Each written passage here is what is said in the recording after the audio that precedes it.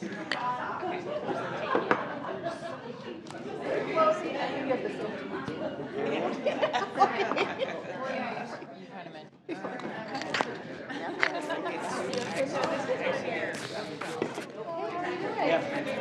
No, I just got it from Michelle. Let's do that. No. Oh, yeah. No. I've read Cottage's book about trust. It wasn't called Space Trust before this. But Michelle has put her group. And I can't remember when I got it. You want to go ahead? So the other piece is I have this free trial now with audio. So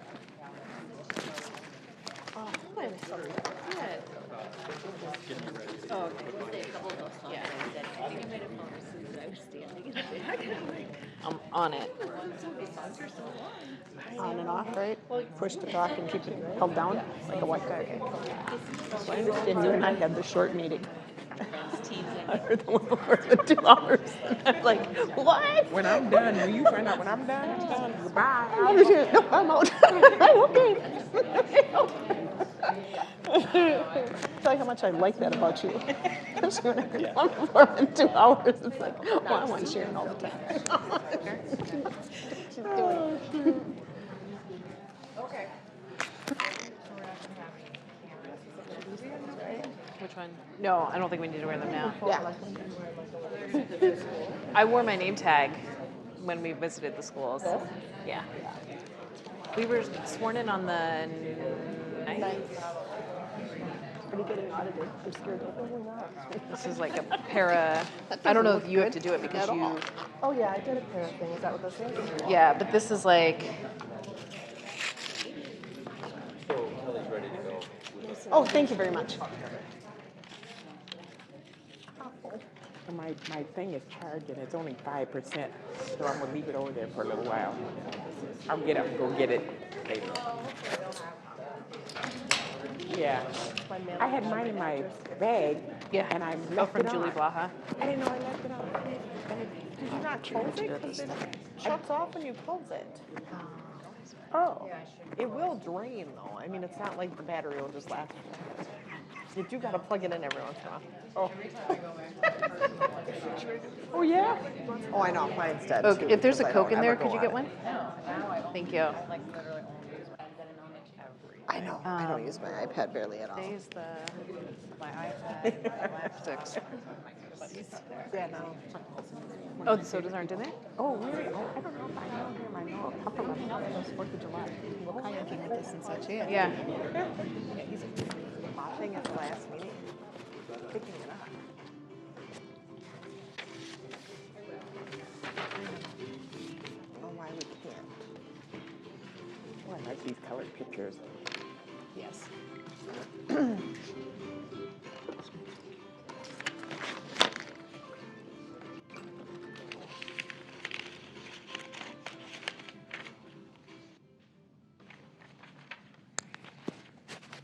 Good evening and welcome to the regular school board meeting for Independence. It is Thursday, February 6th at 6:30 p.m. and we're in the District Service Center in Cottage Grove, Minnesota. 1.0 is roll call. Melinda Joles. Here. Louise Hines. Here. Simi Putnag. Here. Pat Driscoll. Present. Sharon Van Leer. Here. Katie Schwartz. Here. Tracy Burnett. Here. 2.0, please rise and join us for Pledge of Allegiance. To the flag of the United States of America and to the republic for which it stands, one nation, under God, indivisible, with liberty and justice for all. 3.0 is the approval of our agenda, and we do have one amendment. We are moving informational item 8.3 to action item 10.1. So with that amendment, I will entertain a motion to approve. So moved. Second. Moved by Sharon and second by Katie. All those in favor say aye. Aye. Any opposed? Motion carries. 4.0 are district highlights. That will be an agenda item for our February 20th meeting. And public comment will be on the agenda on February 20th as well. 6.0 are consent items. All consent items are considered routine and non-controversial by the school board and will be approved by a single motion. There will be no separate discussion of these items. But prior to the meeting, board members did have the opportunity to review the items and could have requested that one be moved action item for this evening. But that didn't happen, so I will entertain a motion to approve our consent agenda. So moved. Moved by Louise and second by Melinda. All those in favor say aye. Aye. Aye. Any opposed? Motion carries. 7.0 are workshop items. 7.1 is our curriculum review with our Director of Teaching and Learning Services, Kelly Jansen. All right, good evening, everyone. We are excited to be here tonight to go through our process that we use to review curriculum in the district. And when we say curriculum, I think a lot of people go right to books, but curriculum encompasses everything that is involved with teaching and learning in the classrooms. So that's kind of the picture I wanted to paint for you tonight. Before we get started, I work with an amazing team who does a lot of the work with this, so I'm excited that they were able to be here tonight to talk through this process. So I'm going to let them introduce themselves before we get going. John Lindner, Director of Research Evaluation and Assessment. Stacy Benz, Elementary Curriculum Coordinator. Angie Lawrence, Secondary Curriculum Coordinator. James McGee, Professional Development Coordinator. Leah Boulos, Literacy Specialist. Chuck Paulson, Assistant Director of Teaching and Learning. This evening, did you? All right. I'm going to start by talking big picture and the goals of our curriculum review cycle. So our first goal is that we make sure that we provide equal access to high-quality curriculum across district schools and programs ensuring equity for all students. It's a difficult job with 16 elementary schools, 4 middle schools, 3 comprehensive high schools, and the alternative school. But that's something that we are committed to make sure all of our kiddos across the district are having the same experience. We also seek to ensure that the curriculum and resources reflect the skills and habits of our learners. Those are ever changing, as we know, so we want to make sure we have a process that supports that. We also want to make sure we're responding to change. The only thing certain is change, as you know, so we want to make sure that we're responding to that in a timely and thoughtful manner that's grounded in research.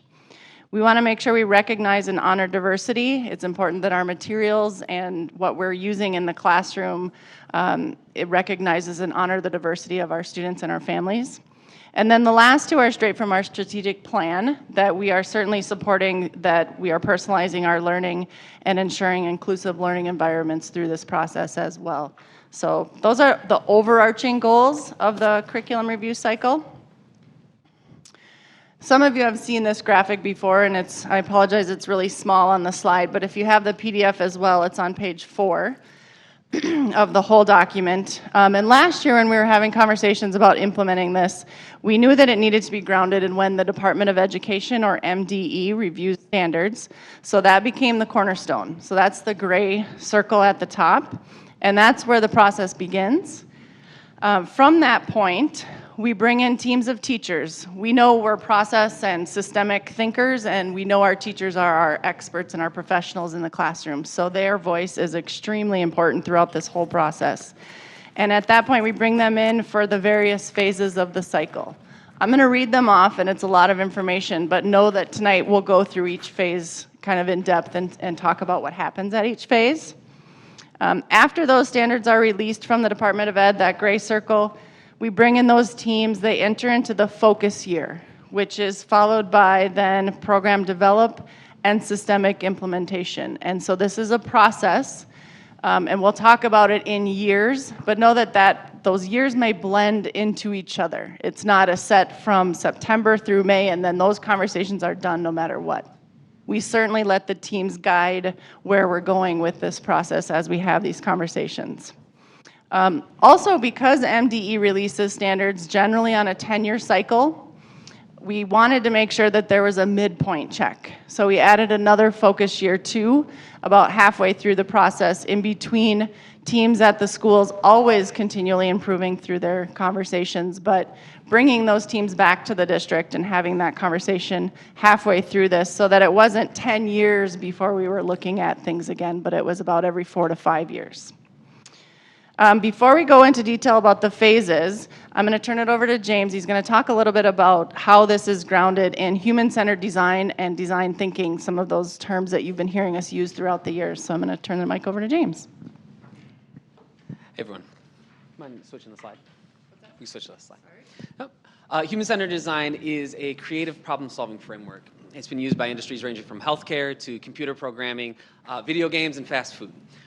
This framework places the user solidly and consistently in the middle of each phase of the design. We never put extraneous things before we put the needs of the user in the center of what we're doing. Go ahead and switch. The phases of human-centered design, despite them being laid out very neatly and orderly, they are nonlinear. We bounce back and forth. There's lots of cycles and loops, and we're going to talk about that a little bit. Typically, a design process begins with the empathize phase. In this phase, designers seek to gain insight about the experiences of the user. The emphasis on the experience of the user's experience helps curb the instinct to solve the problem that the designers think that is the issue and focuses on the user. Oftentimes we think we know best and we're going to start designing a solution, and then our user at the very end of the process says this is not what we need, and so we're going to keep the needs of the user squarely in the forefront the entire time. In the define phase, designers take all the feedback that they've gathered during the first phase and begin to draw meaning, themes, and insight. During this process, designers determine the high-impact problem or problems that need to be addressed. In the ideation phase, this is where things get very abstract. Designers, now with a clear vision in mind of what the user is actually experiencing, begin collaborating on how to address the issue determined in the first two phases. The next step is the prototype phase. In this phase, ideas quickly turn into live models. And as prototypes are developed, the testing phase begins. Testing does not begin once there's like a perfect model set. Rather, there's a heavy emphasis on what we coined failing fast. So we get a solution out into the world and start testing it right away so we can get feedback. We'll jump back to that empathize, define, and ideate phase to continue to refine and improve our prototype until we end with a prototype that can actually be launched into the world and survive. So as these cycles loop and repeat, the end user is always at the center of the design to ensure that the designers do not create a solution that misses the target. This is the framework that we've employed to drive our curriculum review process. We believe that keeping our students, teachers, and our community in the center of this process will ensure that we design a solution that fits the needs of our school district. As James mentioned, the first phase is the empathize stage. And empathetic thinking is really more than just bringing or taking in words. It's a very dynamic and compassionate process. What we want to do is make sure that the listener knows that we care about them and what they're thinking and feeling. As part of the curriculum review process, we train our teachers on what empathetic thinking is and the importance of empathetic thinking. We also give them activities to practice what it's like to, again, be involved with empathetic thinking.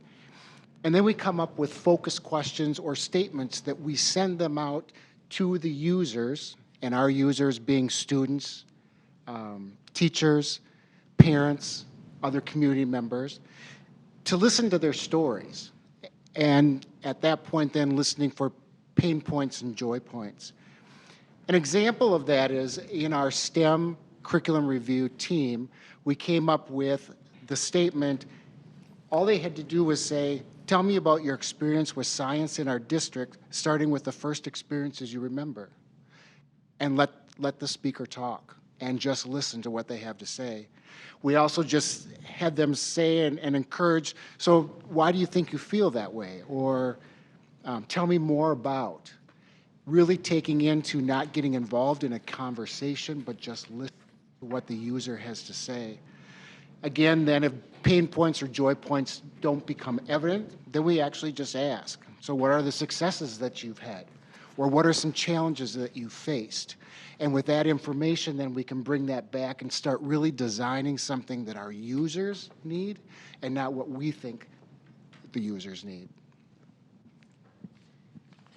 All right, so once we have gone through the empathize phase, we move on to define. And the first question is, what do we want students to know and be able to do?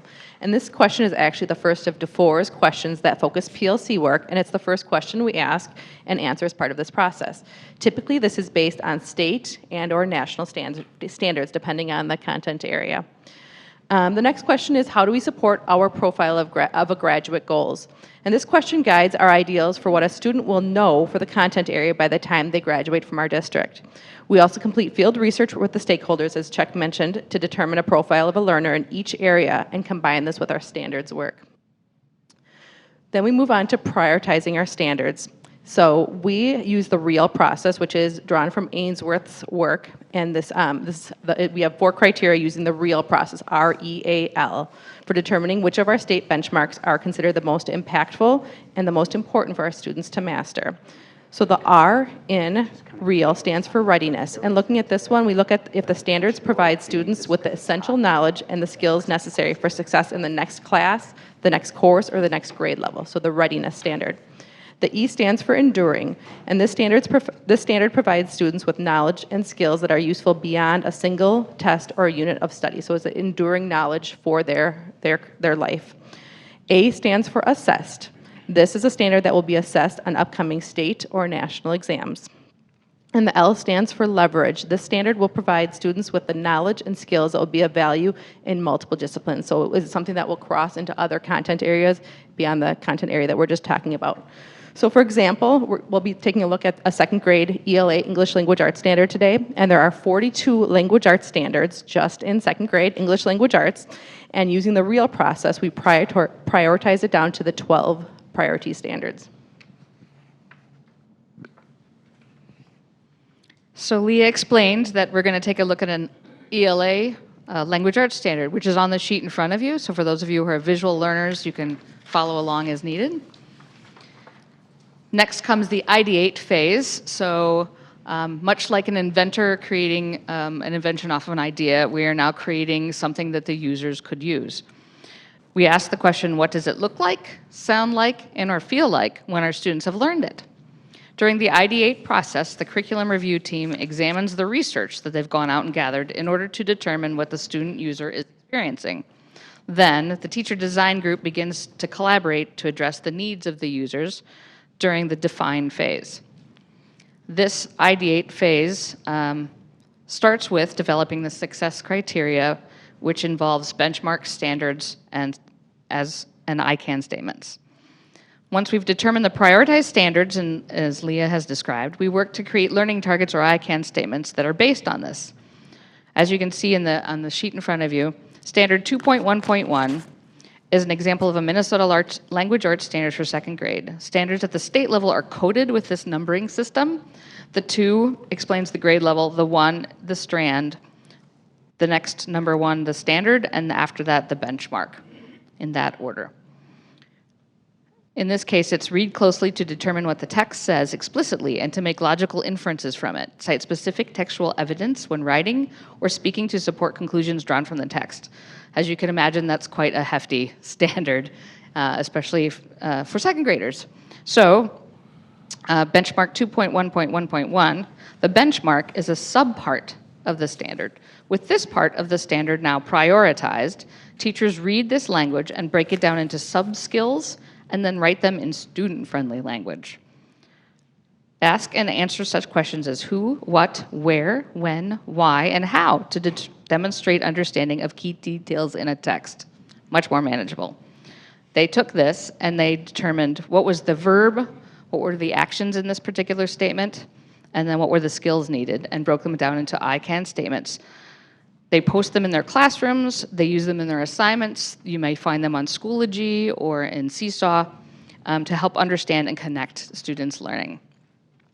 As an example, the 3 that they were broken into were I can identify key details found in a text, I can explain why key details are important, and I can ask and answer questions such as who, what, where, when, and why, and how to demonstrate understanding of key details in a text. They may look the same, but they differ in terms of the verb used, which is the complexity of the skill, and the content itself. Now we are moving into the success criteria for the prioritized benchmarks, and we have chosen the last I can statement to illustrate the language of success criteria. I can ask and answer questions such as who, what, where, when, why, and how to demonstrate understanding of the key details in a text. This step of the process supports the questions answered during the first phase, of define and ideate. What do we want our students to know and be able to do? And what does it look like, sound like, and feel like when our students have learned it? Teachers will use the success criteria to assess the student's level of mastery of the I can statement. This information provides a more specific understanding of a student's knowledge on a skill and then is used by the teachers to inform their instruction. Success criteria for prioritized benchmarks are also used as a way to communicate levels of understanding on a student's progress report. The define and ideate phases lead to the teacher design groups then starting their prototype and testing phases. All right. That sounded really easy, but that's a really long process. And as they mentioned, so eventually they'll come up with any number of prioritized standards. And then, so once we have established those goals and targets, then we enter into the process of now what? What do we need for our students and our teachers, the resources we need, the professional development? What is it that we need in order to implement these goals that we have set for our students? So activities in this phase go back between the prototype and the testing. It's looking at what we have, looking at gaps, and then also, also, what is it that we need? It may involve piloting curriculum programs. It may involve just gathering what we have and organizing it in a different way. But it results in teachers testing things out, coming back to the table, and then ultimately together making this decision about what is it that we need in our classrooms now. Once we've made that decision, then we use those teacher teams to help with a process, setting up a process for implementation. We know that implementation takes time, and it is a process, and our teachers need to be a part of that development of what can we expect in year 1 of a process, what can we expect in year 2, and knowing that after about year 3, we should be pretty well skilled in implementing this resource or this program. So take our recent math adoption, for example. We built a 3-year map with expectations about the components of the new program, and there's gradual increase of responsibility in every year. And during those 3 years, our team really strives to provide that professional development for our teachers and support for the principals that are out walking around, making sure that things are going well, teachers have what they need, and then coming back to the table and having those conversations. So we really do try to build a process that's not an expectation of perfection right away. So that's the systemic implementation in years 1, 2, and 3. Also during implementation, we try to assess the effectiveness of changes we've made. What we do is we start to look at all the different factors. We look at the amount of implementation. We use a process called CBAM, if you hear the jargon. It's concerns-based action model. We look at formative assessments. We look at interim assessments. And when available, we look at the summative assessments, specifically those state assessments that was talked about earlier. All right. So to wrap things up, this is also very small, but it's more important that you see kind of the colors. It's also available in the PDF, but this is that big picture overview then of on the left are the subjects that or the areas that we're supporting through the review process, and then the timeline, so the years up on top. And as we mentioned, this is built around when the Department of Education releases those standards, or where we can put in that we'll review, because some subjects do have local or national standards. They're not released by the Department of Ed, but it also comes when that department releases those standards. The reason that we have this type of timeline, that standard release comes with an expectation of implementation from MD. And then they test us on that, literally, on that implementation by changing the MCA tests or the MCA scores or the MCA tests to match up with these new standards and implementation. So that's the process, or that's why we think it's important once they release those standards to get into that focus year as soon as we can and start having those conversations. But as I mentioned in the beginning, some of those years that we have talked about will flow into the next. Maybe focus year takes a year and a half, and program development takes another year. So the teachers certainly guide those conversations in a loose timeline, knowing that eventually these standards need to be in practice in our classrooms. This view also gives us a picture of when things need to be more intense help from TLS. So if it's in blue, it's in that focus year. If it's in yellow, it's in that focus year 2. And then if Dan were here, he would tell you the most important is the green, because those are the years that those areas will be more financially supported. There'll be an expectation of more resources from TLS going into those departments. And so knowing that we can't do it all in 1 year, nor do we want to do it all in 1 year, that's a lot of work for teachers. Financially, this was laid out so that Dan and his team could plan for supporting curriculum throughout the district. I know that was a lot of information, but we are happy to answer any questions you have. I have a question. So I have a professional background in launching new products, right? And so what I'm having trouble with, and I know nothing about education, so what I'm having trouble with is understanding the actual mechanics of how the prototyping and I forget what phraseology you used. We used to call it a lemonade stand, but where you throw something out, see how it works, come back, fix, throw it back out. And it's easy to do with like popcorn or with, whatever, soda, but I'm having trouble understanding how that process works, like the actual mechanics of that process work with the classroom.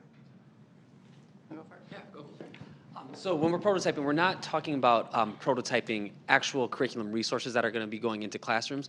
The prototyping that's taking place is the expectations for teachers and students for what's going to be taught. So as we're putting together these profiles, we're taking these, the prioritized benchmarks and taking them to the teachers and saying, all right, does this feel right? Does this sound right? We think, or the teachers that were working in the room say, all right, we want 2.1.1. We think that's a high impact benchmark, but let's take it out to the rest of second grade and get a feel, like, does this seem right? So that's the prototyping that we're doing, Okay. Putting together those profiles of a learner. And so how do you judge whether or not the prototyping that's out there, so say the teachers sign off and they say 2.1, whatever, how many ones it is, when they say, okay, this is what we want, and then you get into the analysis phase, like how do you figure out whether or not that's actually having the effect that you expect, and how do you ensure that you're spending enough time to make sure that it has the impact that you think it's going to have, and not, either end it too soon or let it go too long if it's not?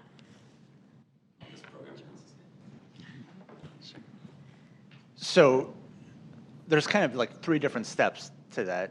We usually start with the teacher's grade book, especially because we do standards-based grading, standards-based instruction, excuse me. That's the first sign. Teachers will tell us, oh, something's going on. The second sign is our interim assessments. For us, that's largely MAP, for reading and math. And the third indicator is really the state assessments, because something will go pretty bad if we're overspending or underspending on something. And then we circle back and we try and figure out, the state tells us what they're going to test us on. It's not really a secret. So that's part of how we get those priorities and how we work it backwards, and forwards and backwards.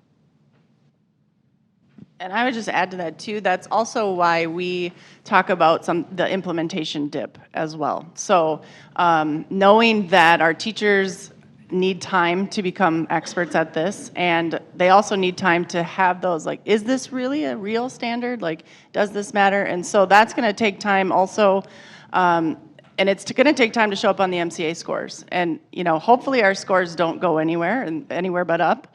But really, we can expect that there might be a little bit of a dip in the beginning of a resource adoption, and then ultimately we would see the fruits of the labor, as we say. So that whole process of coming back to the table and re-examining the real, and then making sure the resource doesn't have a gap in this or that, happens almost consistently throughout that first 3 years of implementation, so. We would also have two, the teacher-driven assessments and the PLC discussions, and the experience of the teachers who have been teaching that content in the past. Is this working? Did we set the priorities correctly? So there's a lot of adjustment that can happen before we even get to MCAs or MAP. I've got some. This process, going through the real process, I got to do that, and the discussions that come out of here this is incredibly valuable.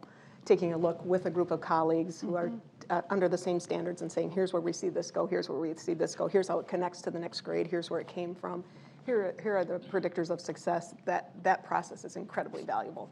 So I just wanted to add that. Questions I have, certainly when you talk about that first implementation year, that's the big one. And the one thing I noticed on your schedule is for our K-5 teachers, in 22-23, they have science and health system year 1, and then 23-24, they've got language arts coming on. So they've got 2 of those implementation year 1s on top of each other. Yeah, and I think we have a couple things that can happen there. Years may go into another. I do know that science has come back with some pretty intense changes to their standards, and they have put a deadline on when those will show up on MCA, so it's important that we do try to meet those as they're there. I think there's room in terms of moving things one way or another, and teachers will certainly drive those conversations, but we can't put it off too long. And also we're pretty strategic about placing language arts and social studies in the same year in the elementary, mainly so that we can look at those social studies standards and embed that content within the language or the literacy block, so that we're using our reading skills and our reading strategies to teach our social studies content, and they have the resources to do that.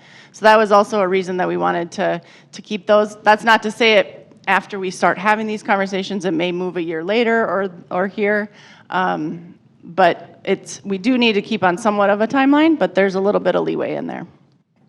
And then talking with this year's adoption of bridges, which teachers are loving the resources that are involved, but there are a lot. Yep. There are a lot.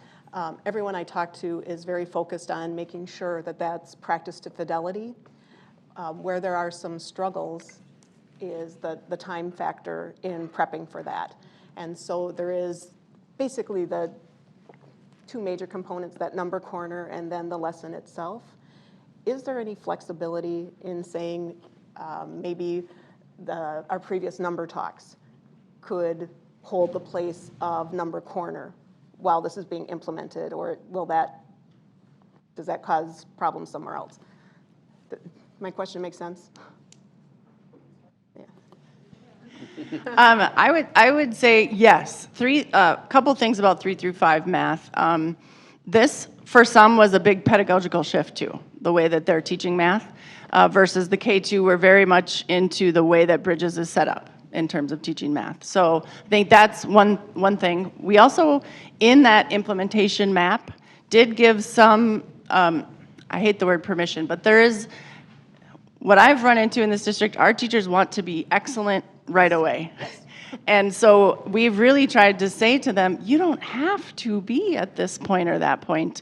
But we did have conversations, and I think in implementing Number Corner without the core curriculum, because of what we had previously, it would have been a big disconnect. And it wouldn't have supported each other. They would have felt like 2 different silos versus parts of the day that go together.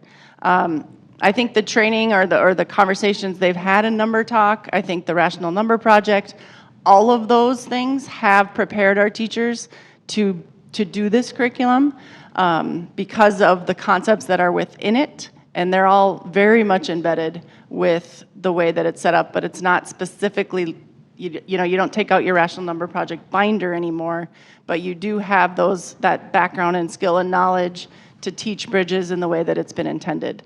But we do know it's going to take time, and they also are getting kids who may not have been taught this way, and so in that first year, this is a shift for our kids as well. going to workplaces or having number talks. I mean, it's a shift for those 3 through 5 kiddos. So in 2 to 3 years, once they've had Bridges for 2 to 3 years, I think we're going to see some pretty amazing math conversations in our third, fourth, and fifth grades. But I have noticed, and I know we've had lots of conversations, our teachers want to be really good right away. And they work super hard to do that. One other thing we've put in place is grade level leaders. And it hasn't been without bumps, but we do have 2 teachers per grade level that try to take a look ahead for the next month for that grade level and say, okay, third grade team, we've looked ahead next month and here's what you need to know. And we've prepared these, smart lessons for you or this or that. And what the products that they're giving them in terms of being prepared have been amazing. And it was our first year of having that kind of support for our curriculum implementation. And so we're getting some feedback, but I think we knew that it was going to take some forethought to think about what's next. So that was our hope of that position. So I don't know if you guys have anything else. As Kelly had mentioned, this curriculum resource is really different in many ways than what's been used in the district in the past because it's a spiral curriculum. And when topics or skills are introduced, it's not always taught to mastery. And that's very challenging sometimes for our teachers and or students to understand that you may not, when it's introduced at this point, we may not be expecting mastery. In the past, it was we're going to teach one unit on this, and by golly, I hope by the end of the unit you've mastered that, and then we're moving on. And this is really meant to visit different standards and skills throughout the curriculum. And the way that Bridges has designed their units in the beginning of each unit for the teachers, there's a beautiful little table, and it will show the specific standard or the skill that's being taught and how it relates to the grade level before and after and where else it will show up. And in reference to the number corner, it's probably one of the most powerful tools because it's a visual in front of our students every day, and they see that. So the reason that number corner is so important in this curriculum is it continues to hit many skills every day because there's a theme throughout the month, and then that carries through from month to month to month. So those skills are hit frequently throughout the year in a daily lesson. So the importance of Number Corner is really critical to this resource. Thank you. We're hoping too, and this wasn't set up that way for a solution, but with some of the work days that we were able to put in the calendar, they just don't come when we need them sometimes. But in talking with PLC work, and we knew with this curriculum, talking to other districts, how difficult that first year as you get started, and then, and as you've mentioned, just the shift.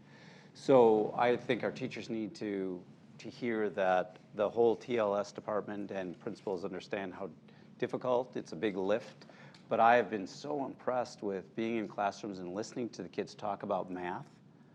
The language they're using now, and we were doing a walk through Christine and I this week in a 5th grade class, and we looked at what they're doing, and I thought, I could not get through this. the visualization, it's very impressive. But those are great questions, and I think we don't have the simplest answers for that because we know how difficult it is to implement a new curriculum.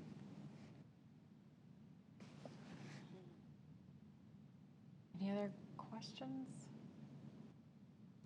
Thank you both for the additional information. And Yeah, thanks for having us. Yeah.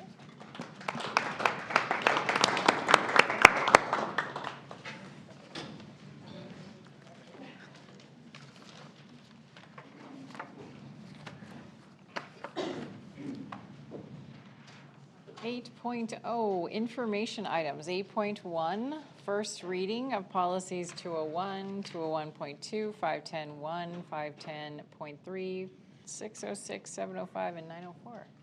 And our Assistant Superintendent Mike Johnson will walk us through that. Good evening, Chair Brunette, board members, Dr. Jacobus, and fellow cabinet members. This evening we have the first reading of 7 select policies.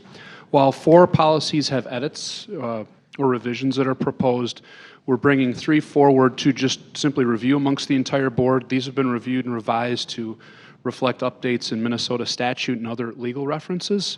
Furthermore, some have been edited or brought for review due to administrative or public request. Our Board Policy Committee members, Simi, Katie, and Pat, have reviewed these policies as well, as have a small group of principals. The policies will return for board approval on February 20th. This is simply a first reading. At this time, I'd like to start by addressing the first two of our 200 policies this evening, the legal status of the board and procedures for school board vacancy. Just to inform you, there are no revisions suggested with these. These are just simply to review after cross-checking with MSBA. If any of you have questions, comments, or concerns, I'll take them down. If not, we can move on to the next 500 policy. No comments, no questions? Okay. Okay, thank you. Next is policy 510.1 and 510.3. 510.1 is athletic and activity participation. This came forth with due to a parent concern.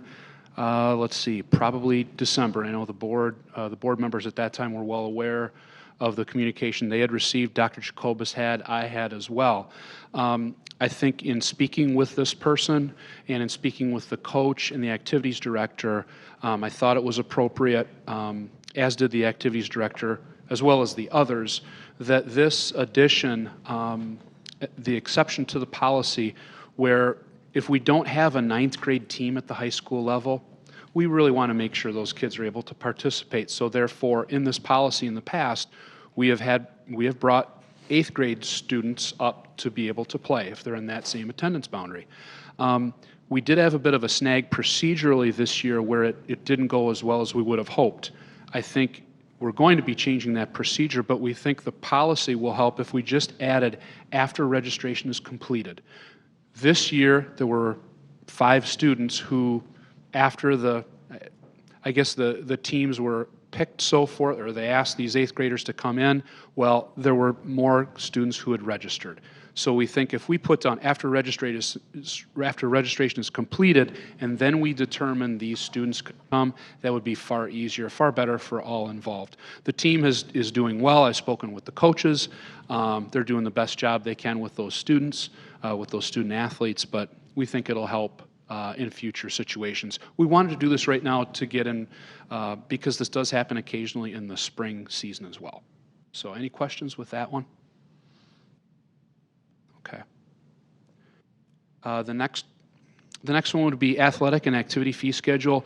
The board and administration did quite a bit of work with this last year in readjusting the fees. They had not been changed for quite some time. But the only one that had been suggested, Allison Johnson is a lead of our music group, as well as Brent Como, music teacher at Eastridge High School. We wanted to adjust the fee for K-12 band orchestra instrument rental. It's been $90 for many years, and we've got to catch up with maintenance fees and so on and so forth. We thought that just moving it from $90 to $100 would be just fine. So they feel that would be appropriate going forward, as do I, and like I shared with the board members on this committee. I also just added with activities to put down the State High School League and non-State High School League activities. That's really not much, but just something that I thought we should put on there too. Any questions with that one? Okay. Next. Policy 606. We recently had a situation in which a parent requested to review curriculum materials to see if they would object to their child participating in certain lessons. Kelly Jansen brought this forward, and she felt we needed to add this paragraph that's highlighted and in red for you, as well as a form to address it. The highlighted revision added statutory language, and it was cross-checked with MSBA model policy. Kelly also created this different form from our earlier challenge process from 606, if you remember, quite earlier in the school year or over the summer. The suggested form is also included as a separate document. Any questions there, or if Kelly would like to add to it if you had questions for her? Okay. Policy 705. Unfortunately, Dan's not here tonight, but I won't tell a joke. The next policy revision is 705, investments. It's simply a percentage. Dan Pyan and Chris Blackburn had requested this one in the highlighted area for local government investment pool from 75% to 100% because we have funds that could be shifted or diverted from other instruments. We don't want to take unnecessary risks. And according to Dan, the rates are very good at this time in this specific pool where we could take advantage of those rates. So, once again, that was agreed upon. The principals weren't really sure about that one. They didn't know, but obviously the board members did and understood too. Okay. Last but not least, policy 904. This has been brought up in a couple times over the past year or so, and distribution of materials on school district property by non-school persons. There was a concern as late as, I believe, November, and I said, well, the next time we meet with our policy group, we'll bring this up. Principals, I think, feel very strongly about this, not to change, but more from a procedural standpoint. If you were to look at the guidelines, section 4, talking about non-school persons and organizations being granted permission to distribute materials and objects appropriate to the school setting. What this really comes down to is, at the elementary level, is stuffing folders with certain types of literature. Well, years ago, and Julie could comment on this, as could Christine, it really is a tremendous burden on our office staff and sometimes our teachers to keep up with all the literature, all the correspondence that, for example, our athletic organizations, X amount of times a season, and other groups, and we treat them all the same. They all need to be treated fairly. If we were to change this policy and change our procedures, I think our principals do feel that this would be very, I guess it would be very detrimental to just timeliness and efficiency in the office. They're extremely busy as it is, and this would be, especially at the K-5 level, because that's really where it does come through, that would be extremely difficult for our staff to keep up with that request. Okay. If there are any questions with these in the future, if you don't have any questions or comments, concerns right now, feel free to email me at any time. I'll be preparing for next Thursday to get these materials to you for final approval on the 20th. Thank you. I just mentioned on materials that we have some great organizations, and we love the fact that kids could get involved, but once you allow certain materials, you open the door for any materials. That you can't say no to things that may not fit with maybe philosophy or our focus. So we really try to keep it to our educational materials. It's hard when you talk to some sponsors that they're doing really good work for kids, but that policy really helps limit what is sent home and keeps it so we're not opening up the system, and then we're, by law, once you do that, you have to send home any and all things. So I think that was a good explanation that Mike went through. But all right, since we are talking about policies, we will allow for any public comment on any of the policies that we had talked about tonight, if there's anyone in the audience who wanted to say a few words. All right, seeing no one, we will move on to 8.2, Achievement and Integration Plan and Budget for 2020 through 23. And our Director of Achievement and Integration, Corey Thompson, will join us. Good evening, everyone. I'm going to go ahead and get started with the Achievement and Integration Plan for our 2020-2023. That's a lot, a mouthful, school year. First, I just want to make sure everybody has an understanding of the Achievement and Integration Program. It is a state statute, and just so you guys know, it's to pursue racial and economic integration, increase student achievement, create equitable educational opportunities, and reduce academic disparities based on students' diverse racial, ethnic, and also economic backgrounds. Just the other part about the program, the state provides funding for voluntary integration. The district applies for the funding. So it's a 3-year plan, and like I said, I already gave the dates already, so we're up on a renewal year. The plan requires, obviously, a local school board approval, and then also MDE has to approve it when it's sent in. It's due on March 15th. Part of the plan, there's 3 types of goals that we have to have, and in one in each category. So we have to have something on academic achievement, having qualified, effective, and more diverse teachers. That is new this year. And then increase racial and economic integration. And one of the part of the plan is there's certain categories that achievement and integration doesn't fit into. It says gender, disabilities, and English language learners. So, people a lot of time like gender. I think when you're talking about race, gender comes into it too. The reason we don't have disabilities is because we already have laws, federal laws for SPED, and then also for English language learners too. The other piece with the Achievement and Integration Plan, it has to also align with the world's best workforce, which is also a part of our strategic plan. So I'm going to hop down to the 5 goal areas that are part of the world's best workforce. So the first one is that all children are ready to start kindergarten. All 3rd graders can read at grade level. Number 3 is all achievement gaps between students are closed. Number 4, all students are ready for career and or post-secondary education. And the last one is all students graduate from high school. So those 2 with the Achievement and Integration Plan and World Best Workforce should align together. I'm going to go ahead. Like I said, we're in our final year of our 3-year plan from before. And again, it was approved in 2017. I do have Christine Schaefer sitting with me because she helped write the other plan, so I might be pulling on her.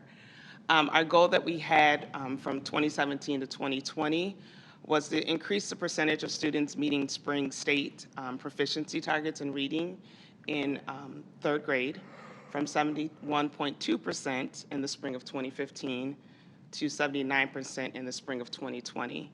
A total increase of 7.8% and an annual increase of 2.6%. We did not make that goal, so I just want to make that known. And the objective was to decrease the achievement gap for reading for Black males compared to white males. And you can see the numbers below there, too. The second goal that we had in place had to do with the ACT Reading College Ready benchmark of 22 will increase from 53% in the class of 2016 to 65% in the class of 2020, and it's an annual increase of 3%. We did not make that goal either. The strategies that were put in place in the 2017-2020 plan are in front of you. There's a lot of strategies, but there's family engagement, academic success coaches, PD for employees, our cultural liaisons, our Young Scholars Program, which is with gifted and talented. Be Your Dream program is a program through Equity Alliance. They offer college readiness for students. The other one was the Youth Executive Board, which is also through Equity Alliance, and that's more of a leadership for students, so they would meet once a month. The recruitment of culturally diverse staff. We also have AVIT, ACT prep courses offered to some of our students that fit into racial or socially economic. We had our preschool program, which was a collaboration with a racially isolated district, which was St. Paul Public Schools. Just to give you a little context about that, St. Paul Public Schools would send their preschoolers over to Woodbury Elementary. And so their students would be a part of our preschool program, but then they would go back to kindergarten in St. Paul. We have the Nature's Engineering Summer Camp, which is also a collaboration with the racially isolated district, which is 196. We have summer programming, also collaboration with Stillwater Public Schools. Earlier in the school year, I had opportunity to talk about our podcast camp that we had, and so that's one of the collaborations, yeah. And then also, too, we have our historical Black college and university fair that we have every year that we partner with the AKAs, which is a Black sorority. And so we get a lot of, I think this year we had 12 different districts that came, and 350 students came. Now I want to get into our proposed achievement and integration goals for 2020, 2023. And again, just a reminder to everyone that it should be academic achievement, about qualified, effective, and more diverse teachers, and then also the racial and economic integration. So as the goals were being made, some of the things that were looked at was obviously looking at district data and then also our strategic plan and making sure they're fitting together. Also, I do a think tank is what I call it. So it's something that I did with the parents, our Achievement and Integration Advisory parent team, and just like what are things that you would like to see for your children, right? So they have the opportunity to be a part of the plan. Also, too, we have a principal advisory team, so they were a part of that, too. So our goals will focus on, and just want to, is about looking at our policies, our procedures, our practices, also adult behavior, and then what's best for our students. So our first goal is obviously increase in racial and economic integration goal. So the goal says students that meet one or more of the school readiness risk factors will have a pre-kindergarten experience prior to enrolling into kindergarten. And there's 2 X's there because this will be a new program that we would be starting, so we don't have a baseline data. And so our goal would be that those students, 100% of those students will have an experience by 2023. You're probably wondering, what are the risk factors? So all students, once they hit 3 years old until kindergarten, should do a kindergarten readiness screening. And some of the risk factors that are on there are health and development screener, is if you qualify for free and reduced lunch, if you're EL, homeless, if you're on an IEP, and also there could be some defined risk factors that we see in our district that could be a part of that too. So one of those, for example, could be if a student never had an opportunity to be in a or pre-kindergarten program, could be one of those that we define as a district. And so if you look, the world's best workforce is all children are ready for school, is where it fits in at. The next one is achievement goal. So the increase the percentage of racially diverse students succeeding in an AP or IB course from 16.8% to 22.8% by the end of the plan. And so one of the things succeeding, that was something the parents had asked to be in there, that it's not about our students just getting into the class, but actually staying in the class, maintaining and having good grades and being successful. Go ahead. Oh, so my question is, for success, like, is there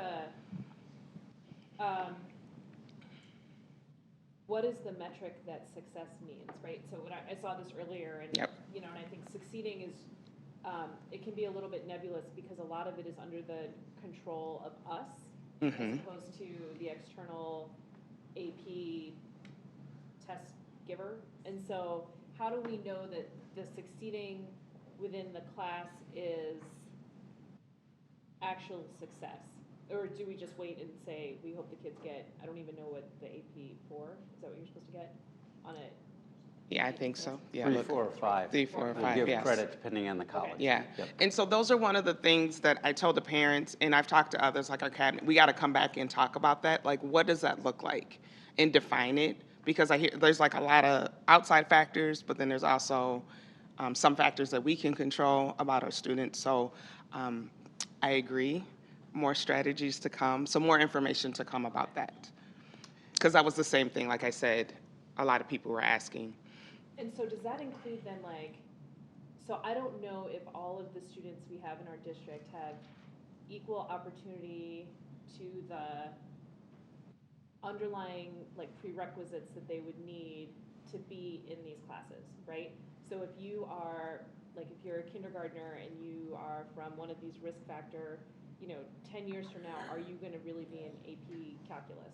And so how do we, like, does this fold back then through what you're doing to make sure that those students can get, okay? there's those pieces too, like we have Young Scholars, that's another piece that goes in and it identifies not necessarily the COGAT test. There's other factors that are used for students that might not fit into that box. Using that too, and working with teaching and learning, there's those pieces. And then also too, I know Avid helps with that. So yes, there's those other factors about making sure we're looking also at the elementary, middle, and as we move to high. Did you want to? I was just going to add, and I know I don't have the mic, so I wasn't going to talk. Oh, you will. One thing that I really appreciate about our district is that we have taken away prereqs for our AP and IB courses. So, for example, in order to get into AP Geography, you don't have to be there's not a measured of there's no gatekeepers in those classes. And so our teachers and our staff have really been open to making sure those classes are open to a lot of kids. Now, granted, we want kids to succeed in them. It's not just about the availability. So that's where I think Corey's exploring that, what does succeed mean? But the taking away those gatekeeper prereqs is a really good step, and so kudos. That happened before I got here, so that was amazing to see at all of our high schools as well. The other aspect is just the language we use. It's an opportunity gap that we're trying to close, not the achievement. Achievement, it can send a message that our kids, it's our students' issue, they can't succeed. That's our issue of getting them to succeed.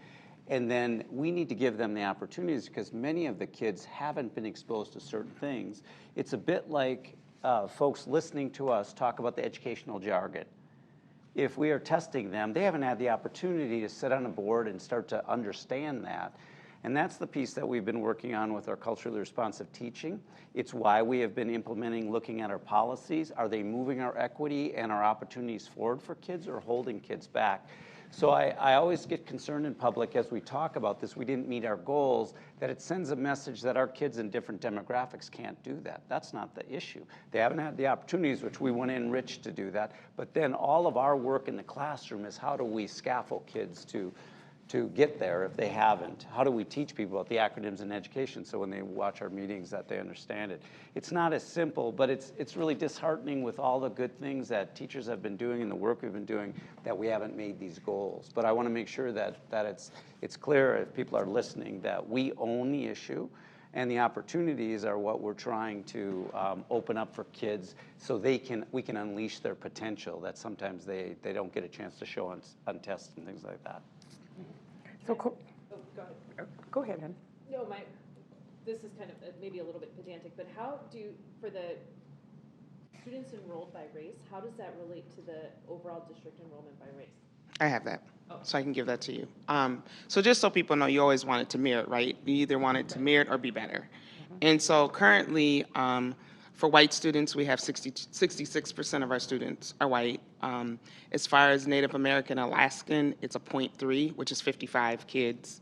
I'll go back and start over. So with our white students at 66%, that's 12,670. For our Native American and Alaskan, it is a 0.3, and it's saying 55 students. Regarding our Asian students, it's a 10.7%. And it's 2,035 students. This can be a little misleading too because there's certain students, like for example, our Hmong students aren't doing well. Right. So this can be a little misleading when you lump, obviously. Asian students and professional parents versus. Yes. Right. Yep. As far as our Black students too, that also includes our Somali students that are lumped together. So that's a 7.7%. So that's 1,457 students. Regarding a Hispanic and Latino, it's a 0.82%, which is 1,547. As far as our Native Hawaiian, it says 0, but based on our district, it says we have 7 that are identified. And then our 2 or more races is at 6.3%, and that's 1,195. So the number enrolled by race, that's the number of discrete enrollments. So if you're enrolled in both like AP chemistry and AP calculus, that's 2 enrollments even if it's just 1 student?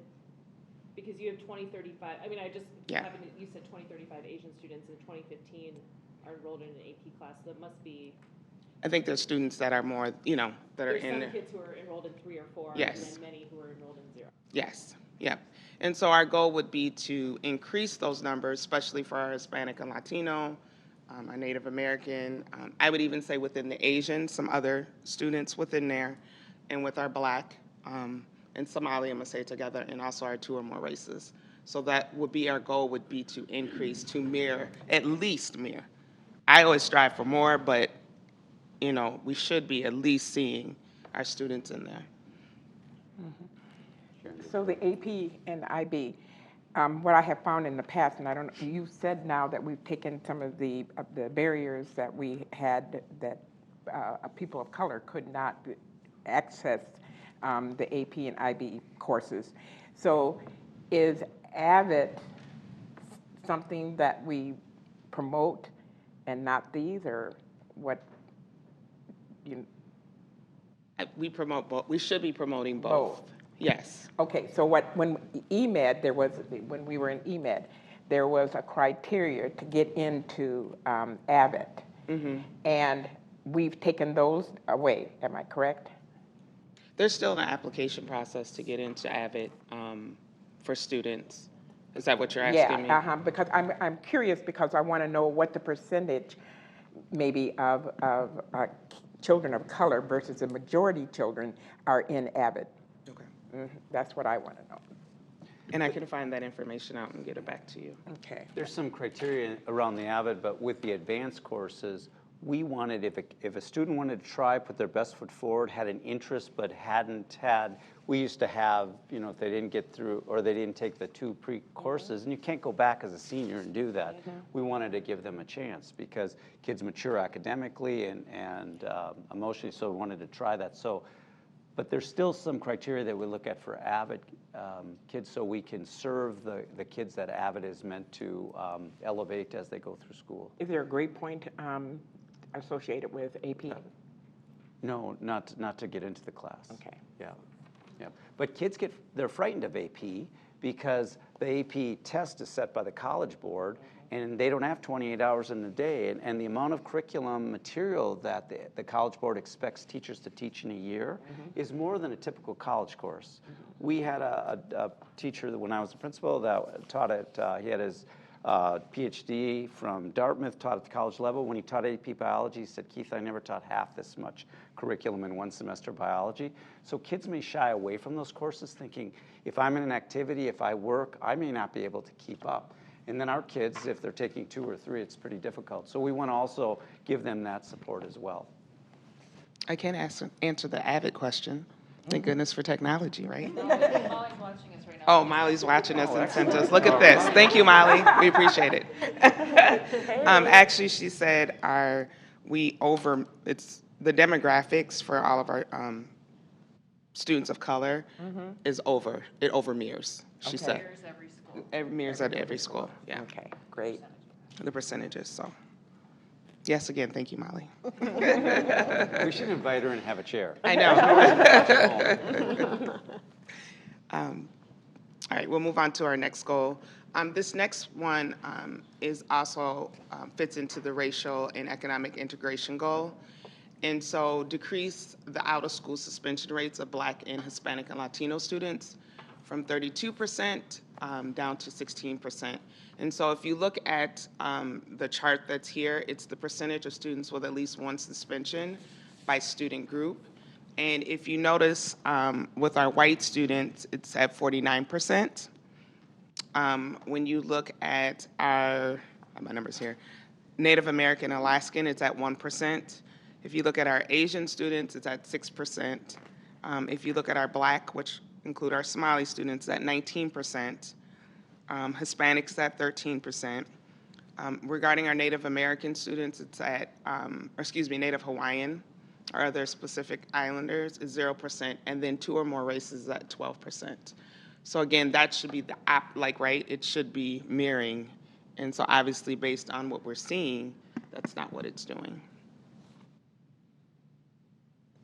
And I would tell you, Mike could talk a little bit. He's been working with the assistant principals because one of the issues with here, it's not that behavior is behavior. There's a number of subjective things as insubordination that's in the eye of the beholder. So we wanted to make sure that as we look at working with kids, that there may be a reason that we look at it as insubordination, but the student's intent was different.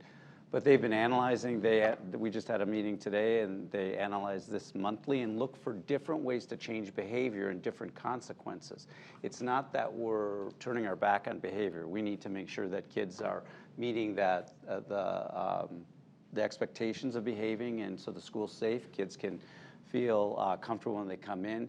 But there was some subjective things we've been looking at, and just the thought on how we work with the parents and the families to change the behavior. It doesn't always have to have a certain consequence just because that is what we normally did. So. Because I have a microphone.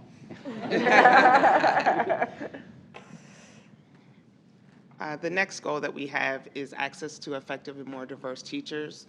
One of the statements that MDE says it has to be qualified. So it says increase the number of qualified racially and ethnically diverse teachers from 4.9% to 7.9% by 2023. So you're wondering, okay, what does that all mean? Because that's percentages. So one of the things when I talked to Kevin Witherspoon about it, and we talked about it would be an increase of 15 teachers per year. There's some parameters that kind of guide us, obviously, with the bidding system within our system and things like that. But we thought that was a good number to reach. Also, too, one of the things the parents said was we understand as parents that you all might be going for the same 10 people. You know, there's other districts that also have this goal. So we understand going, obviously, outside of Minnesota, Iowa, Wisconsin, North and South Dakota, to get more diverse teachers. But then also, too, one example that our parents gave was tapping into our professionals of color and having them come and speak in a classroom and just talk about, okay, I love science. This is where my science, brought me to. So that was one of the things we talked about. They understood. They were like, we like the goal, but we understand the parameters too that are around it. The other thing too, we do have a recruitment and retention team that Kevin and I are both working on together. And also too, working, my biggest thing about retention is we can recruit, but what are we doing within the system to maintain? And so making sure we're having affinity groups and supporting our staff members through, mentorships and things like that. So those are things that we're working on with the recruitment and retention team. More to come about that too. So I do have one question. I think when I was, I had heard that the number of teachers that graduate, teachers of color that graduate from, in Minnesota in any given year is 3.5% or something. So that's not very many. So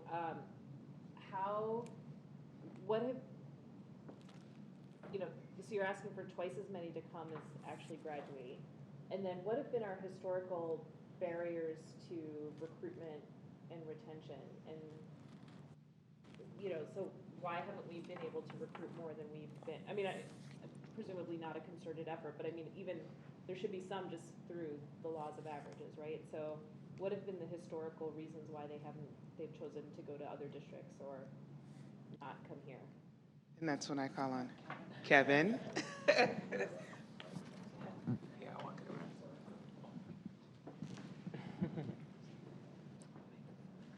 I'll just add that in terms of our district, of course, we could be doing a lot better when it comes to recruitment and retention of teachers of color. We're actually doing quite well. 4.9% is actually really, really great, and that's our current right now. I don't necessarily know, we kind of used a passive way to recruit teachers in the past. And so I think that's part of it. I think our bidding system doesn't allow us to post positions until it's actually moved up. We worked hard to move that up, but until May or June.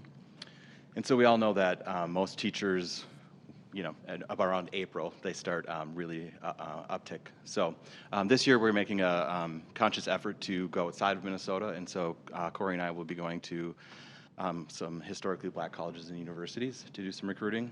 We just got some more information from our recruitment and retention committee 2 American Indian colleges that have teacher programs as well.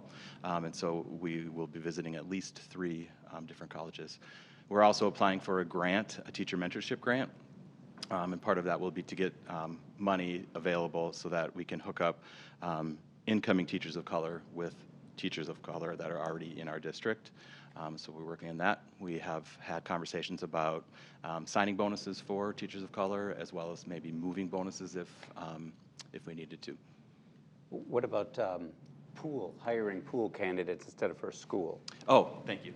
Yep, that's another item we're doing too. So as we go out to these career fairs, we know that there'll be a number of positions that are available, and so we will offer them contracts after we interview them on the spot.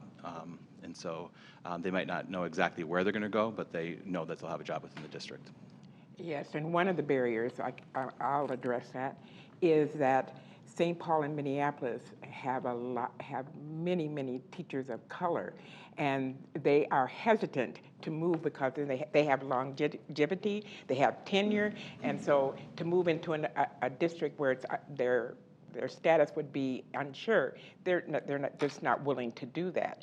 And the other thing is, Kevin, I don't know if it was Corey or Kevin touched on, is that retention and the environment and the culture.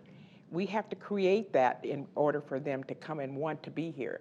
So, and we haven't really done a very good job of that, but I think we're moving in the right direction. So, and being the product of an administrator in the St. Paul School District, they tend to look at outlining districts as a place of last resort if they don't have anywhere else to go, and that's the way it is. I think too, just to add, one of the important things that, as I talk to our recruitment and retention committee as well, so when we go to some of historically black colleges, universities, we're also bringing alumni that work here to come with us, so to make those connections as well. So.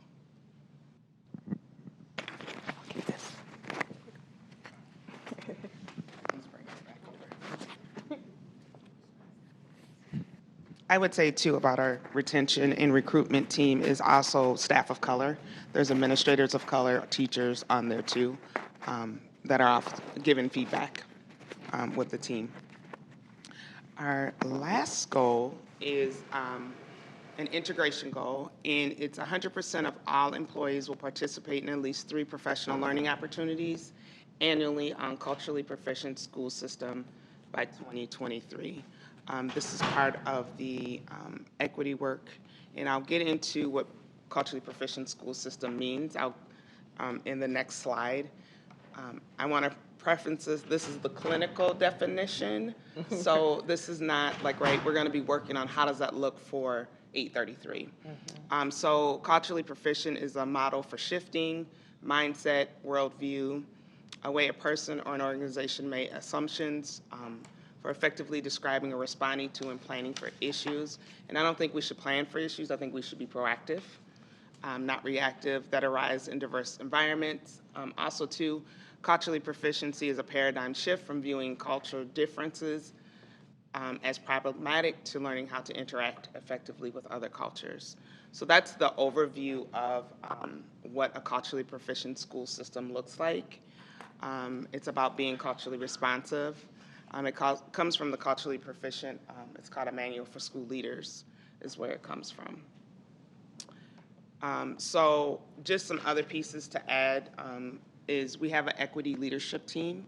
And the purpose of the team is just to make sure that we ensure that each child receives what they need to reach their academic and social potential, so the whole child, and develop and maintain a culturally proficient school system to ensure equity. Currently, that's sitting on the board, our Dr. Jacobus will be sitting on there, Assistant Soups, and then also our directors. I think it's very important. Equity work is not just on the shoulders of achievement and integration, it's on the shoulders of our whole system. And so just making sure the members were sitting together, and so like what's happening in HR, what's happening in teaching and learning, and helping with those type of things, just for an example. So we do have that team that just got started. We just went over our, talked about a vision statement for equity. So those are the things that we're currently working on. The last piece that I have is part of the achievement and integration plan is you have to do cross-district partnerships. And currently, like I said, our racially isolated district that we have to be connected to is 196. So Rosemount, Apple Valley, and Egan. We're also working with Hastings and Stillwater. So all four of us are working together. And so what we plan on doing, and like I said, I talked about this before, we had 2 students from Park that did a podcast through Story Arc. It was really cool, and I'll send it out to you guys so you can just see it. And so we plan on doing that going forward, where we each will have programs within our own districts, and then give opportunity for those kids to come together to share their projects at least 2 or 3 times out of the year in a central location. And then also we'll have a summer program where those students, if they're interested, can go do that during the summer. So that's the project that we're going to be working on together. And so we all put funds in together. Also, Story Arc is currently going out for a grant that'll help pay for it so we can have more funding and reach more students. Next steps would be the vote of approval from the school board, which will be on February 20th. And then my goal would be to come back and share a lot about our action steps and strategies, because there's some more things that we need to get into regarding the goals. Any questions? Okay. So a couple. One is you talked about every employee will participate in 3 professional learning opportunities on a culturally proficient school system. So what do those learning opportunities look like? They can look like a lot of things, but I can just give some examples because that'll be something that we'll be building with James McGee, part of our PD and things like that. So one thing, the reason why our current one is 95% of our staff will go to 1, and that, pushing that. So it's about looking at what is being culturally responsive. Like being a culture proficient system is about us being proficient and we know how to handle the changes or things that are happening in front of us. But what we would want our employees to be is culturally responsive, so that when whoever's sitting in front of me, it doesn't matter who that is. So learning what that means. But then how does that look? And I'll use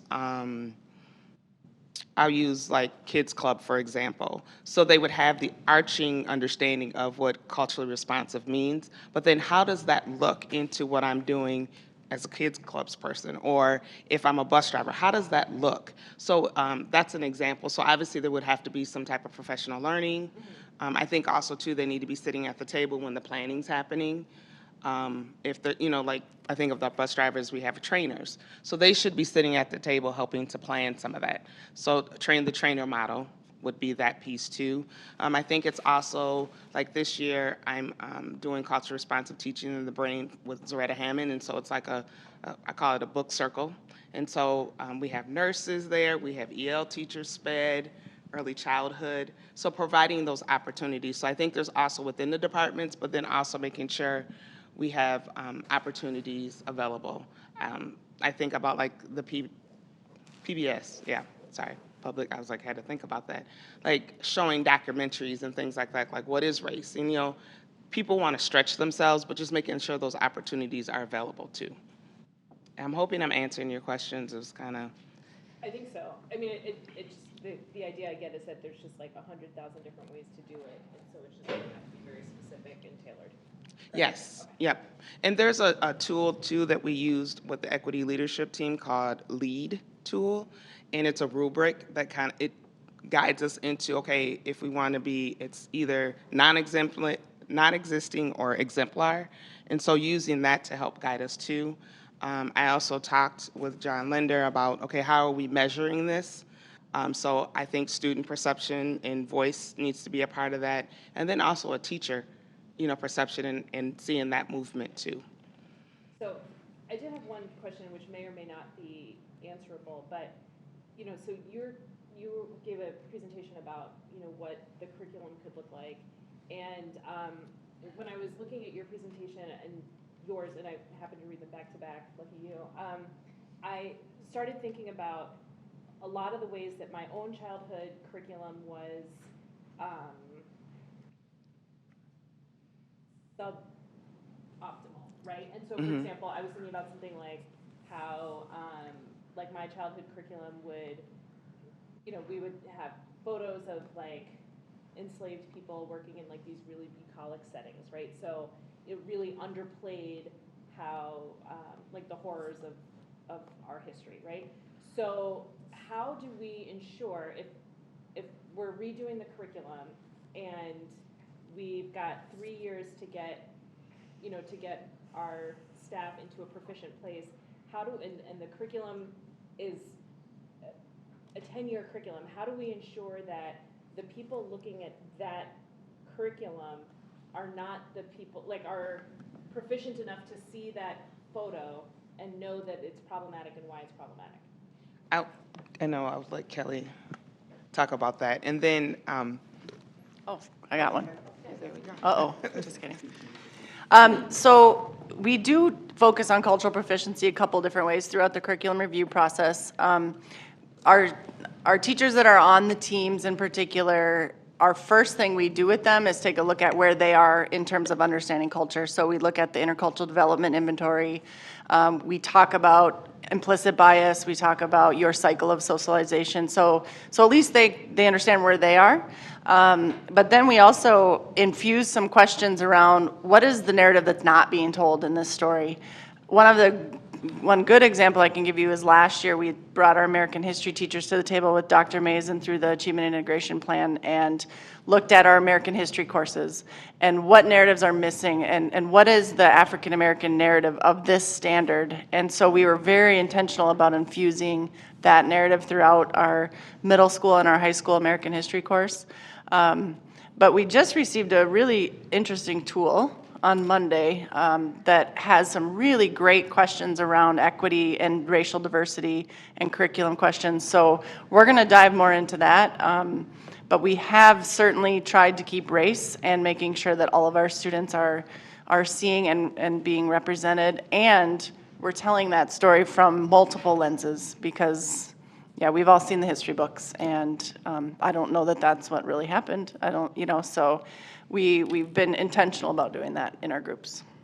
I would say, too, we just talked about absent narrative, like making sure people, Kelly and I just had that conversation this week about, like, how can we make sure that our staff have that understanding of how to bring in that absent narrative in the curriculum. So, any other questions?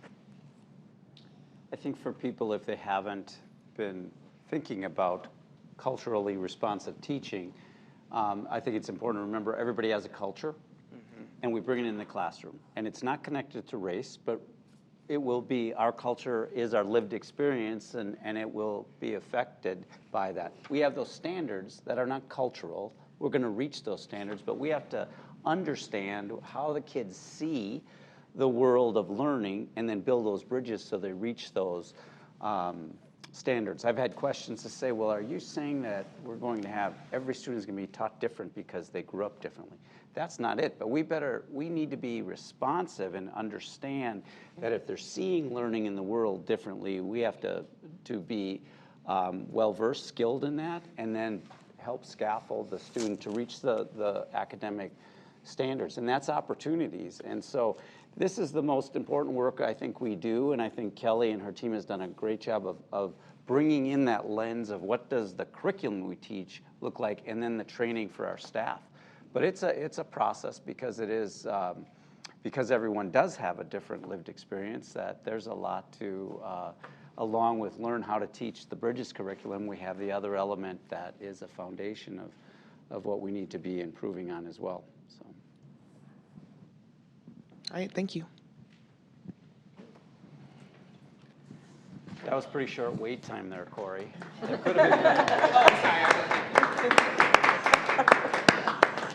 Thank you very much.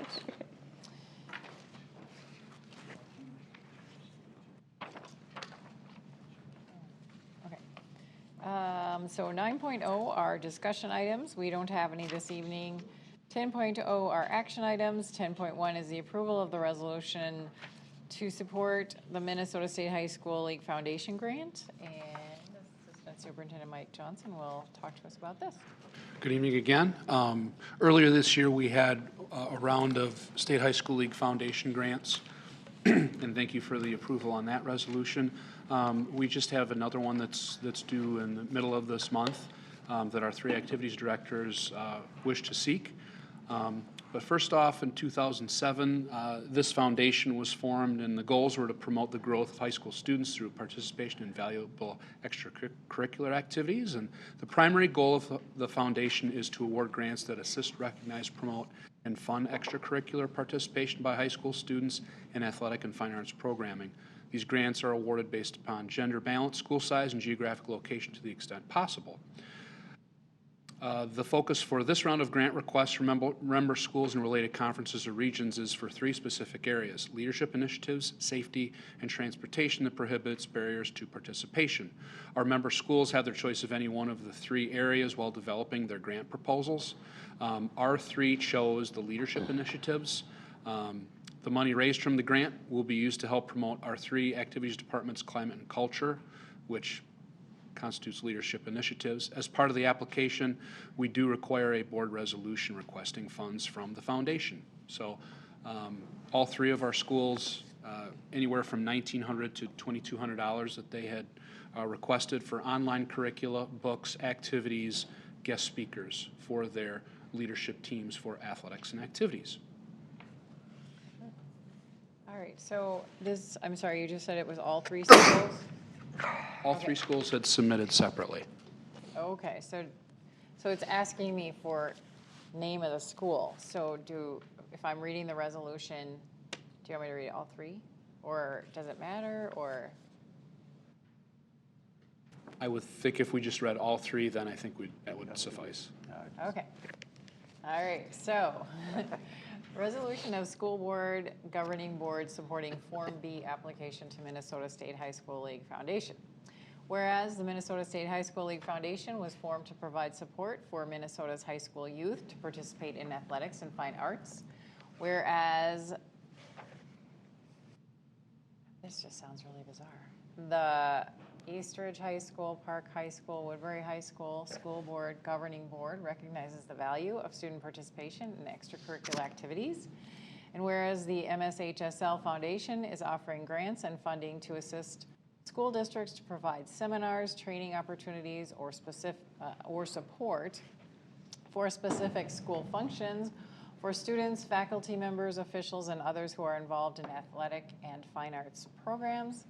Therefore, be it resolved that the Eastridge High School, Woodbury High School, and Park High School School Board Governing Board supports the school's application to the Minnesota State High School League Foundation for a Form B grant. So with that, I will entertain a motion to approve. So moved. Second. Moved by Katie and second by Sharon. Any other questions or discussion before we do roll? All right, so we need a roll call vote because it's a resolution. Melinda Doles. Louise Hines. Yes. Simi Pitnaik. Yes. Pat Driscoll. Yes. Sharon Van Leer. Yes. Katie Schwartz. Yes. Tracy Burnett. Yes. Thank you.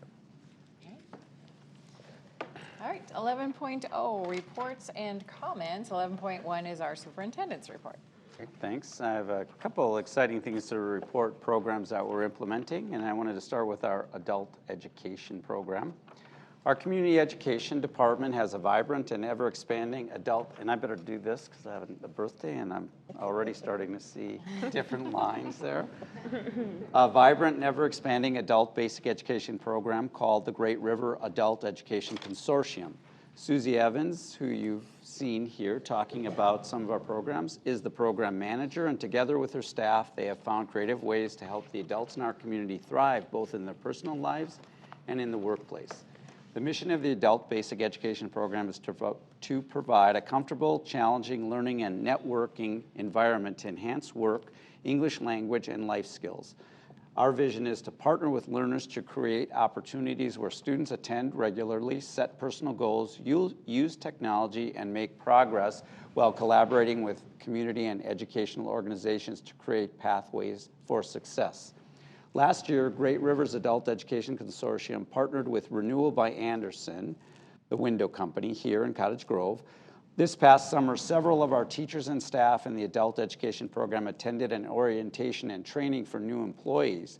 Renewal by Anderson then hired Great Rivers to create additional training materials and edit their orientation slides to be more accessible for adults who have English as a second language. This partnership helps Renewal by Anderson remove barriers for their employees so they can create additional opportunities for them to move into positions with more responsibility and compensation.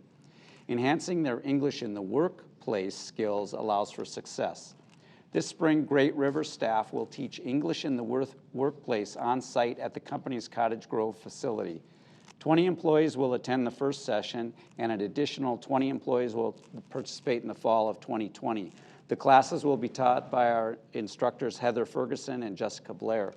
The communication to employees from the company's management team stated, "I'm excited to announce the start of a new training to support our English language learner workforce called English at Work.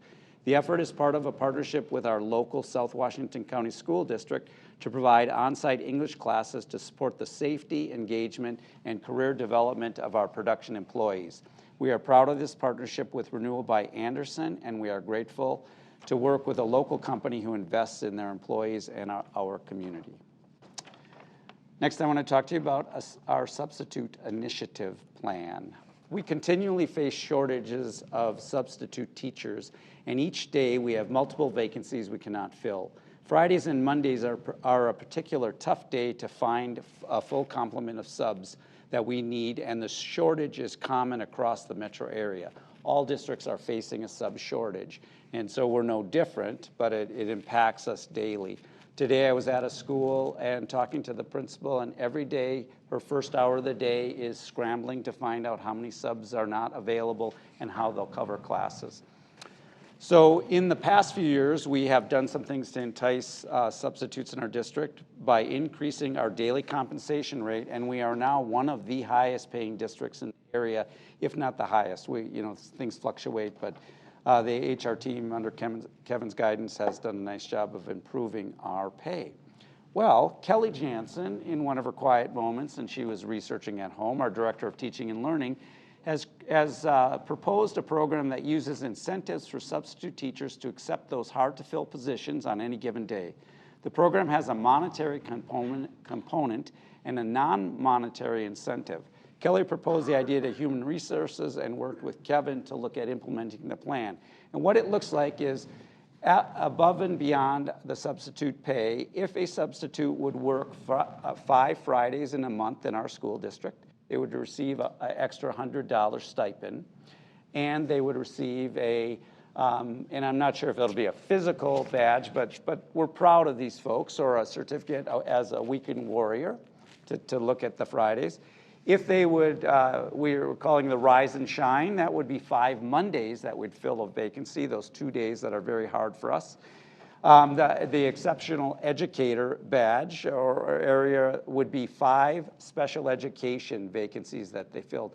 Sometimes it's really difficult for a sub, and rightfully so. They're not in the school, and when they come in with some of our vulnerable kids that are struggling, they may not feel confident enough, so it's always hard to fill. And so if they fill 5 of those, that would be another $100. Or the rock star would be if they subbed in our district 15 days a month. So each has an incentive of an extra $100. So if a sub was completing all 5 of these throughout the month, they'd have that extra incentive. And it's a way that we hope that the pilot program would begin in mid-March, but it's a way that we hope that our subs would look at us first, because they have the option to sub in any district around. So it's one avenue. We will evaluate the effectiveness at the end of the school year and determine if it has met our goals, and discuss the possibility of extending a similar program to other substitute groups, such as our paraprofessionals, which again is difficult to find substitutes as well. On the other side of that too, we have been looking at not asking teachers to come out of the classroom for training and trying to reduce the number of subs that are needed throughout the district. Certainly there's illness and there's things that teachers need to take care of, but it has become an ongoing problem, and I think this year it has become probably, and I would ask folks that are working with the schools, at a critical level each and every day. And it's tough on the teachers too, because then they're asked to sub for their colleagues and for planning time. So I thought it was a great program, and the partnership with Kelly and Kevin, I'm excited to see it roll out. How are we advertising that? Good question. Is that, yeah. They'll go out on the subsystem. Everyone will get a message on the subsystem. And is that a universal or is that just ours? Like our subsystem? There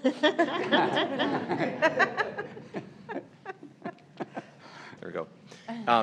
It is just our subsystem. So a substitute can technically log into what we call ASOP, and if they're in multiple districts, they all come up. All districts come up on one, but the message will come from our district, as well as an email will be sent out to everyone who subs with us. I would put it where the subs sign in as well. Yeah, good idea. Yeah, we talked about that earlier. Some of our elementary schools and middle schools have little welcoming things for subs to come in, and it's appreciated as a sub there. It's nice to feel welcome when you walk in the building. Yep. Thank you. And Kevin has done a lot with short call subs. Legally, if a person has a bachelor's degree, we can bring them in on a short call sub, it's called, and get them into the classroom. And they do a lot of training and on a regular basis. So we do a day and a half of training, which is much more than anywhere else does. Some people don't even do trainings at all. But I also want to mention that we currently have 422 active substitutes. So. Awesome. Thank you. Thank you, Kelly. And Kevin. All right, 11.2, school board member reports. Louise, you want to start? Sure. It was great. I had a chance to visit all my schools. So in terms of Crestview, when I went, they certainly have a focus on cultural responsiveness that was fun to see throughout the school. Their staff is very proud of changes they've made in achievement. They were in a space that was not very good and took some time to look at what do we control, what do we don't control, and be very specific about we're going to do this, this, and this to impact student achievement in a good way, and that's been done, so something they're really proud of. Gray Cloud, I had a chance to take a look at the systems that are behind that school and how it's set up. It's one of the places I loved subbing there. And one of the things is that all the teachers are on the same page. They might not have started there, and they might not agree with it, but they know they can go farther together than they can alone. And so anytime you need help, like there's so much support in there when you're subbing. The alternative high school, I'd never been there before and got a tour. The environment, what they've done in the environment there is really, really nice. Really excited about Nick's vision for our ideas in terms of career and tech options for that school. And Oltman, I got to go to their Raider Rally, which was something to behold. They have a monthly theme. The one that it was confidence. So throughout the month, that's what student recognitions are being focused on, confidence. The beginning of the rally, the band was there and played the Rouser. They brought in a former OMS student to come in and talk about confidence, which is something they do every month. There's student talent. Then they have video shout-outs, students talking about how teachers display confidence, teachers talking about how students display confidence. There's an opportunity for some movement in games, and then there was a school-wide TikTok. All the advisories had done TikToks that have to do with confidence. So, yeah, I'm looking forward to the next one. It's tomorrow morning. Thank you very much. Sharon? What's it called? What do we go to? It's the concert. Yeah, yeah. I can never remember those acronyms. Okay, but anyway, I attended the concert, which was very well attended. But I was so proud of our district and the staff. Sarah Sorensen Wagner, she's phenomenal, and the band members and the concert. It was a wonderful concert, and this was, I think, one of the best ones, and I think I go every year. So, and then the other thing I'll be doing is reading I think it's Hillside coming up this week, and I'm looking forward to, and I have my own book, so I went and found it. And so I'll be doing that, and then doing a presentation at Park. And that's it. All right, thank you. Melinda? Yeah, so I also was at the SEC with yourself and Sharon, and actually have a child that participated in that. So it was a wonderful concert. The band, the orchestra, and the choir all did a phenomenal job. was very moving. It's always hard when it's the last of everything when you have a senior. So, but it was interesting to be on the other side of it, to be in the administration side beforehand. You know, that's something different. The schools that I have assigned to me, I've had children at all the schools other than Armstrong. So I went and toured Armstrong last week and got to meet with Andrew, is it Kaflish, really nice guy, and got to tour the school. It's such a neat school as far as the configuration of it is so different than all the other elementary schools in our district with that whole circular system. It was really educational and enlightening just to see all the different DCD programs that they have there. And the ASD program. So that was really nice to see. And they work a lot with the Sawashko that cares, and they have a lot of students that are involved in that program. So I think he said they have 39% students on free and reduced lunch there. So they have a great program for sending home meals and backpacks and everything with those kids there. I'm also going to be a guest reader at Hillside next week, and I'm reading The Giving Tree, one of my favorite books, to, I think, a second grade class. And I have my first youth advisory meeting next week. Sure. I also have visited two of my schools, Hillside and Newport, and at Hillside, I'm normally very loud. It's right here. There you There you go. All right. No one's ever accused me of being quiet. Oh.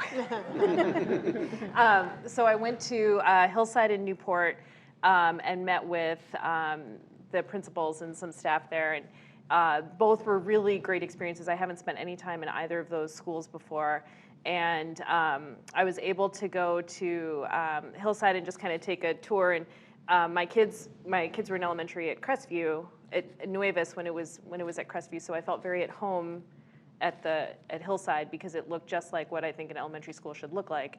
And it was really great to hear about the different programs, I'm going to forget the name, but the Gifted Young Scholars program and other things that they're working on there at Hillside. And Newport was really fun. I got to go to their monthly rally, and their theme this month was, for January, their theme was, I'm going to forget now. Oh, responsibility was for January. And so each teacher, so they split up, and each teacher awarded a kid Student of the Month based on their responsibility attributes. And it was led, actually, they have this student group called Be the Nice Kid, and they had these really wonderful t-shirts, and they had these scenarios that they would read out to the group, and the whole school was in the gym and kind of in small groups and discussing what you would do. For example, if you saw somebody sitting by themselves at lunch, how would you, for February the theme is compassion, so how would you use compassion? And then it gets infused across all their lessons, and it was awesome. I was really excited. And then lastly, last month, Louise and Melinda and I attended the Minnesota School Board Association training where we learned how to be school board members, and I think it was highly informative and maybe a little overwhelming, but it was very instructive about what, you'll all notice I'm not on Facebook anymore, and really instructive on what to do and how to think about certain issues and how to interact with what kinds of questions to ask and what kinds of things to be thinking of as we embark on this journey. So it was really a wonderful experience for us. That's it.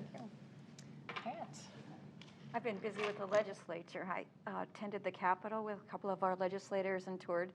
And I got to sit in a senator's seat, and then in the House, I got to sit in one of those seats. And so that was kind of fun. And then last Friday, I was at AMSD on the board, and I love this group of people. They're so much fun. And we talked about the book that we're reading. I recommended that for people.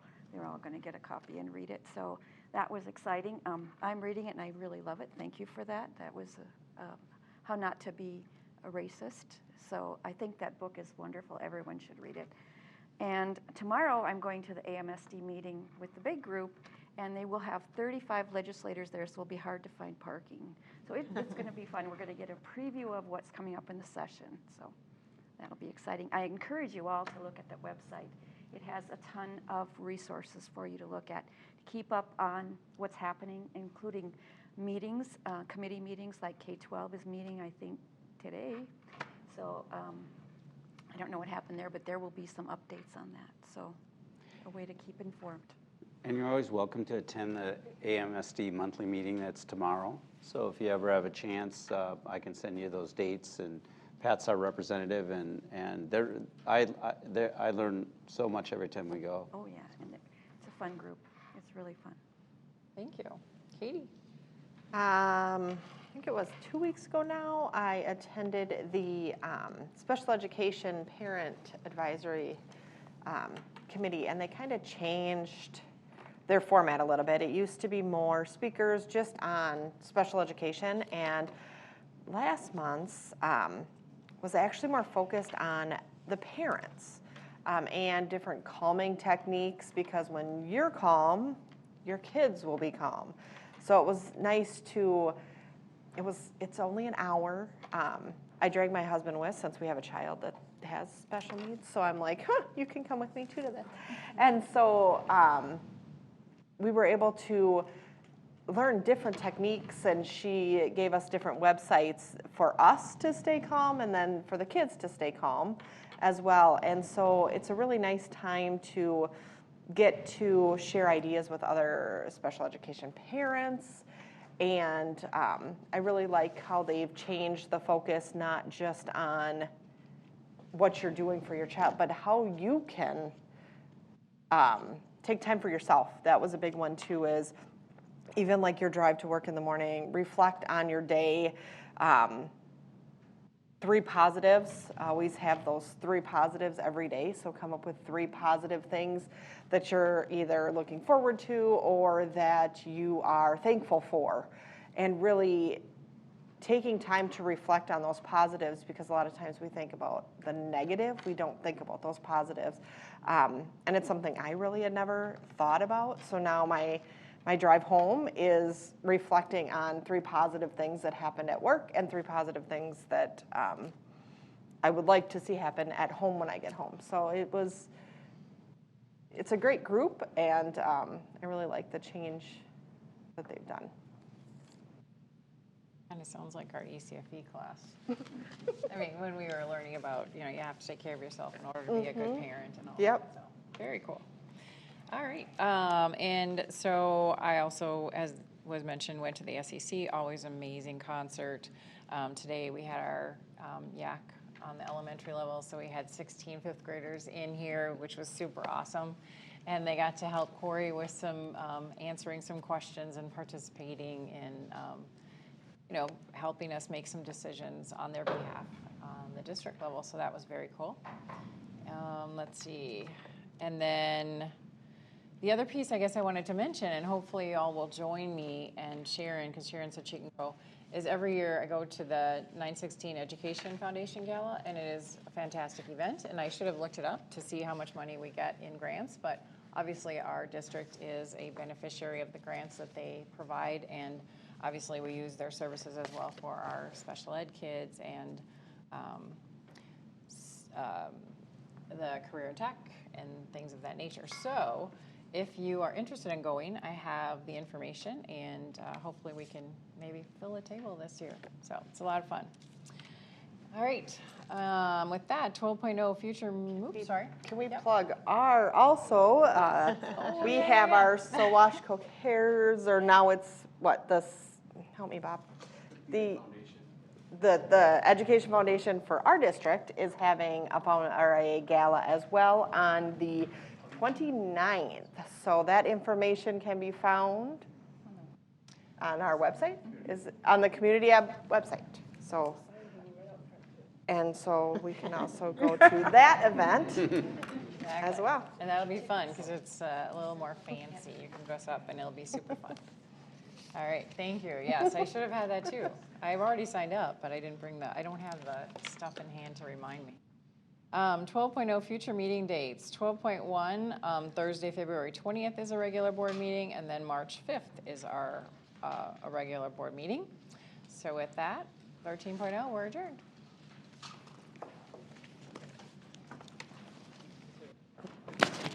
I can now turn this thing off. You know, we forgot.